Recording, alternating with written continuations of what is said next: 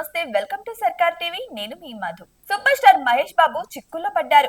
ఓ real estate మోసం కేసులో ఆయనకు వినియోగదారుల కమిషన్ షాక్ ఇచ్చింది. ఆయన ప్రచారకర్తగా వ్యవహరించిన రియల్ ఎస్టేట్ సంస్థపై ఓ వైద్యురాలతో సహా మరో బాధితుడు రంగారెడ్డి జిల్లా వినియోగదారుల కమిషన్ ను ఆశ్రయించారు. ఈ క్రమంలోనే కమిషన్ ఈ కేసులో నోటీసులు జారీ చేస్తూ నేడు విచారణకు హాజరు కావాలని ఆదేశించింది. ఈ ఘటనకు సంబంధించి పూర్తి వివరాల్లోకి వెళ్తే, హైదరాబాద్ కు చెందిన ప్రముఖ వైద్యురాలు మరో వ్యక్తి కలిసి మెస్సర్స్ సాయి సూర్య డెవలపర్స్ అనే సంస్థపై వినియోగదారుల కమిషన్ కు ఫిర్యాదు చేశారు. బాలపూర్ గ్రామంలో ఆ సంస్థ వేచిన వెంచర్ లో చెరో ఫ్లాట్ కొనుగోలు చేసేందుకు 34.80 లక్షల రూపాయలు చెల్లించినట్లు వారు తమ ఫిర్యాదులో తెలిపారు. సదరు సంస్థకు మహేష్ బాబు ప్రచారకర్తగా ఉన్నారని, ఆయన ఫోటోతో ఉన్న బ్రోచర్ చూసే ముందడుగు వేసినట్టు స్పష్టం చేస్తున్నారు. అలాగే ఆకర్షణీయమైన హామీలు, అన్ని అనుమతులు ఉన్నాయన్న మాటలు నమ్మి తాము డబ్బు చెల్లించామని బాధితులు పేర్కొన్నారు. అయితే ఆ తర్వాత అక్కడ ఎలాంటి లేఅవుట్ లేదని తెలుసుకొని తాము మోసపోయామని గ్రహించామని వెల్లడించారు.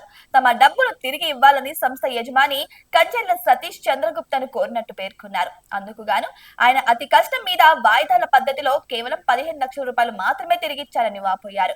మిగిలిన డబ్బు కోసం ఒత్తిడి చేయగా యజమాని ముఖం చాటేయడంతో బాధితులు కమిషన్ ను ఆశ్రయించామని అంటున్నారు.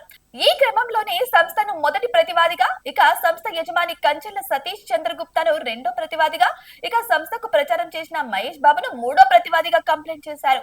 మహేష్ బాబు ఫోటోను వాడి ఆకర్షణీయమైన హామీలతో ప్రజలను మభ్యపెట్టినట్టు వారు ఆరోపిస్తున్నారు. ఇక ప్రచారకర్తగా ఉన్న వ్యక్తికి కూడా నైతికంగా, న్యాయపరంగా బాధ్యత ఉంటుందంటూ కమిషన్ ముందు వాదన వినిపిస్తున్నారు.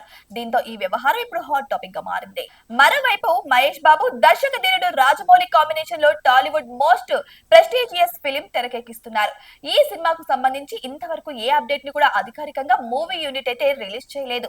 ఇక అఫీషియల్ అనౌన్స్మెంట్ చేయకుండానే సెట్స్ మీదకు తీసుకెళ్లారు.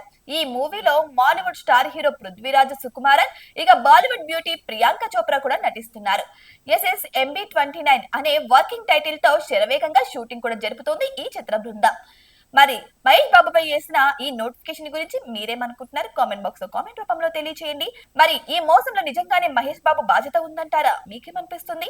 కామెంట్ బాక్స్ లో కామెంట్ చేయండి. ఇటువంటి మరిన్ని అప్డేట్స్ కోసం మా ఛానల్ ని సబ్స్క్రైబ్ చేసుకోండి.